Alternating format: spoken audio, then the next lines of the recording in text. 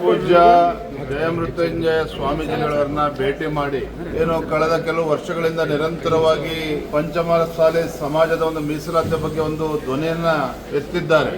ಈ ಒಂದು ಹೋರಾಟದ ಪರವಾಗಿ ನಾವು ಕೂಡ ಸಂಪೂರ್ಣವಾಗಿ ಬೆಂಬಲ ನೀಡ್ತೇವೆ ಅನ್ನೋ ಮಾತನ್ನ ಸ್ಪಷ್ಟವಾಗಿ ಹೇಳಿದ್ದೇನೆ. ಜೊತೆಗೆ ಹಿಂದೆನೂ ಕೂಡ ಸಾಕಷ್ಟು ತಪ್ಪು ಕಲ್ಪನೆಗಳು, ತಪ್ಪು ಅಭಿಪ್ರಾಯಗಳು, ಕಾರಣಾಂತರಗಳಿಂದ ಜನರ ಮಧ್ಯೆ ತಪ್ಪು ಸಂದೇಶಗಳು ಕೂಡ ರವಾನೆ ಆಗಿತ್ತು. ನಾನು ಸ್ವಾಮೀಜಿಗಳಲ್ಲಿ ಸ್ಪಷ್ಟವಾಗಿ ಹೇಳಿದ್ದೇನೆ. ನಮ್ಮ ಸಿ ಪಾಟೀಲ್ ಅವರು ಕೂಡ ಮಾತನಾಡಿದ್ದಾರೆ.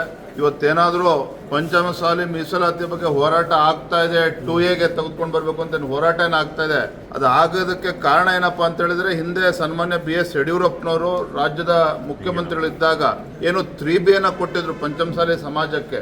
ಆ 3B ಸಿಕ್ಕಿದ್ದು ಅದರ ಪ್ರಯುಕ್ತನೇ ಇವತ್ತು 2A ಹೋರಾಟ ಮಾಡೋದಕ್ಕೆ ಸಾಧ್ಯ ಆಗಿರೋದು. ಅದನ್ನು ಸ್ವಾಮೀಜಿಗಳು ಕೂಡ ಒಪ್ಕೊಂಡ್ರು. ಮತ್ತು ಸ್ವಾಮೀಜಿಗಳು ಮತ್ತೊಂದು ಮಾತನ್ನ ಹೇಳಿದ್ರು, ಯಡಿಯೂರಪ್ಪನವರು ಮುಖ್ಯಮಂತ್ರಿ ಇದ್ದಾಗ, BJP ಸರ್ಕಾರ ಇದ್ದಾಗ ನಮ್ಮ ಹೋರಾಟಕ್ಕೆ ಯಾವುದೇ ರೀತಿ ತೊಂದರೆ ಆಗಿರಲಿಲ್ಲ. ಆದ್ರೆ ಇವತ್ತು ಕಾಂಗ್ರೆಸ್ ಸರ್ಕಾರ ಬಂದ ಮೇಲೆ ನಮ್ಮ ಹೋರಾಟವನ್ನ ಹತ್ತಿಕ್ಕತಕ್ಕಂತ ಕೆಲಸ ನಿರಂತರವಾಗಿ ಮಾಡ್ಕೊಂಡು ಬಂದಿದ್ದಾರೆ. ಇಷ್ಟು ಕೆಟ್ಟ ವರ್ತನೆ ಯಾವ ಸರ್ಕಾರವೂ ಕೂಡ ತೋರಿರಲಿಲ್ಲ. ಅನ್ಯಾಯ ಮಾಡ್ತಿದ್ದಾರೆ, ದೌರ್ಜನ್ಯ ಮಾಡ್ತಾ ಇದ್ದಾರೆ ಅನ್ನೋ ಮಾತನ್ನು ಕೂಡ ಸ್ವಾಮೀಜಿಗಳು ಹೇಳಿದ್ದಾರೆ. ಹಾಗಾಗಿ ನಾನು ಸ್ಪಷ್ಟವಾಗಿ ಹೇಳಿದ್ದೇನೆ, ಯಾವುದೇ ತಪ್ಪು ಕಲ್ಪನೆಗೆ ಅವಕಾಶವನ್ನು ನೀಡದೇನೆ ಯಡಿಯೂರಪ್ಪನವರು ಕೂಡ ಇದ್ರ ಸಂಪೂರ್ಣವಾಗಿ ಇದ್ರ ಪರವಾಗಿದ್ದಾರೆ. ನಾನು ಕೂಡ ಇವತ್ತು ರಾಜ್ಯದ ಅಧ್ಯಕ್ಷರಿಗೆ ಸಂಪೂರ್ಣ ಬೆಂಬಲ ನೀಡ್ತೇನೆ ಅನ್ನೋ ಮಾತನ್ನು ಸ್ಪಷ್ಟಪಡಿಸಿದ್ದೇನೆ.